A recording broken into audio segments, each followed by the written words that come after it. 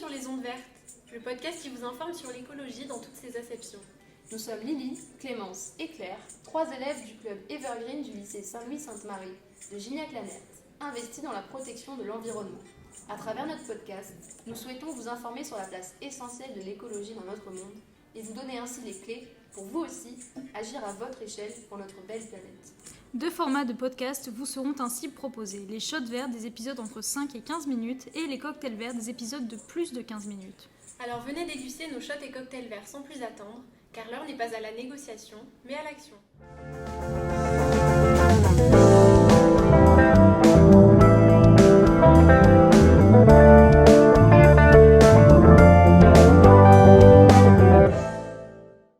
Aujourd'hui, dans ce premier épisode qui sera donc un cocktail vert, nous accueillerons les 4 coprésidents du club Evergreen afin de pouvoir vous présenter le club, ses objectifs, ses convictions ainsi que des infos complémentaires si vous en avez besoin, et elles pourront donc répondre à vos nombreuses questions.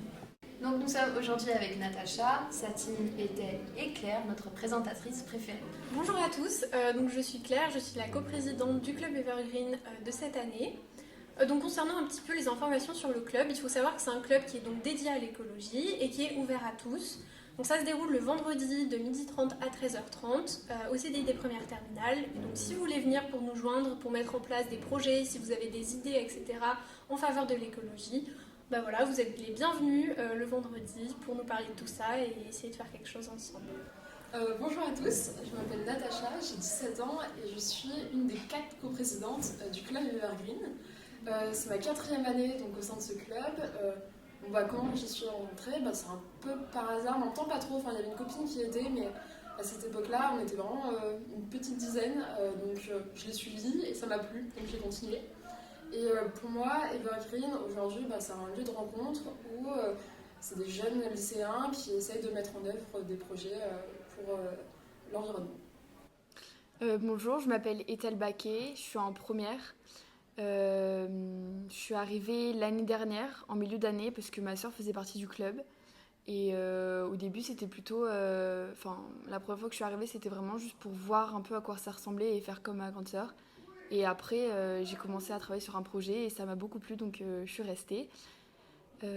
Pour moi, Evergreen, c'est un club où les élèves peuvent se mettre ensemble et collaborer autour d'un projet écologique. Ça permet à la fois de travailler l'esprit d'équipe et en même temps de faire des projets environnementaux pour le bien de la planète, quoi. Bonjour, moi c'est Satine, j'ai 18 ans et du coup je suis en terminale. C'est ma première année au club et je suis aussi coprésidente. J'ai rejoint le club parce que j'avais envie de m'engager en plus d'autres associations du lycée comme Interact. Pour moi, le club, c'est vraiment le partage et l'entraide entre les élèves pour mener des projets jusqu'à leur concrétisation. C'est également de travailler avec des professeurs donc qui peuvent nous guider et voilà. Donc on vous a posé des questions sur notre Instagram, des ondes vertes et Evergreen. D'ailleurs, n'hésitez pas à nous suivre. On a eu vraiment plein de questions. On a dû faire un petit tri, désolé. Mais on a notre première question qui a été pourquoi le club a été créé. Donc ça me semble bien pour démarrer. Donc Natacha, je t'invite à répondre à cette première question. C'est une question déjà intéressante quand même. Déjà le Evergreen, c'est pas toujours appelé Evergreen. Avant c'était le label E3D, c'est très original dans le nom. Le label E3D, qu'est-ce que c'est de base? C'est une organisation, on va dire, lancée à l'échelle nationale en 2013 par un des ministères, je sais plus trop quoi, ça devait être peut-être ministère de l'éducation ou transition environnementale. Et le but, c'était de créer dans les lycées et collèges volontaires une entité qui permettrait aux jeunes de s'engager en créant des actions écologiques. Et donc ici à Saint-Louis, quelques années après le lancement, je crois que c'était peut-être en 2015-2014, que le label E3D a été créé. Mais sinon, il y a eu une nouvelle ère, on peut parler comme ça, en septembre 2022. Donc il y a eu le changement de nom, c'est passé en mode Evergreen, et du coup 15 fois plus d'actions, 15 fois plus de monde et 15 fois plus d'impact. Ethel, Satine, une autre petite question. Quels sont les moyens financiers dont dispose le club pour mettre en œuvre les actions et quelles actions c'est concrètement? Alors le club dispose de fonds qui sont même gérés par un trésorier. Ces fonds-là existent grâce à la vente de roses de l'année dernière. Et chaque année, ils sont alimentés et ils servent à financer toutes sortes de projets. Donc on a différents projets, qu'ils soient à l'intérieur même du lycée, donc que vous pouvez voir tous les jours comme les fontaines à eau, ou encore on en a à l'extérieur du lycée comme des concerts caritatifs qu'on est en train d'organiser, ou alors des projets comme une réserve marine éducative qu'on est également en train de mettre en place à Saucé.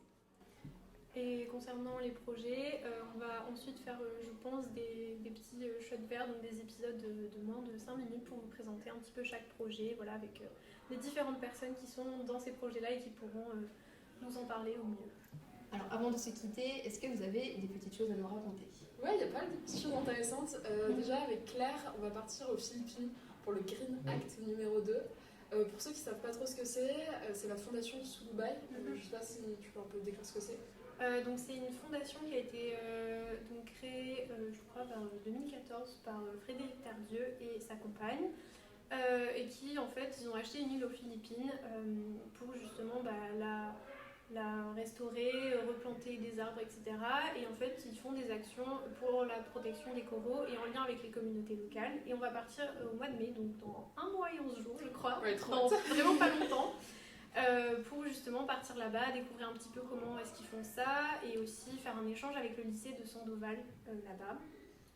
Donc on a très très hâte de partir. Et surtout, on a besoin de vous. C'est Oui. ça aussi, presque, pas le plus important, mais presque. On va organiser une collecte de fournitures scolaires. Donc, je sais rien, des rapporteurs, des cahiers, des équerres, tout ce que vous avez chez vous qui peut être utile. On vous enverra prochainement un mail avec donc, toutes les infos. Ouais. Ce sera sur Les 2 dates, jours. etc. Ouais, au lycée. Ouais, voilà, donc on compte sur vous. Voilà. On peut aussi rajouter que vous pouvez nous rejoindre le vendredi. On se réunit tous les vendredis de 12h30 à 13h30. Et vous pouvez même venir pour juste voir ce que c'est et peut-être que vous resterez si ça vous plaît.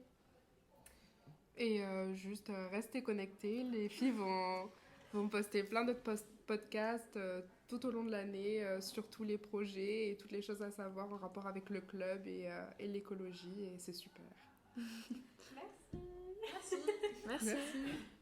Un grand merci à nos présidentes qui sont venues vous parler et répondre à vos questions. Un grand merci aussi à vos questions, n'hésitez pas à en reposer. Et le petit tip psychologique du jour par Clémence. Acheter du shampoing solide, donc Ça a l'air chiant comme ça, mais on vous jure que c'est bien et que ça vaut Oui, le coup oui, pour vraiment. la planète. Voilà. Merci. Au revoir.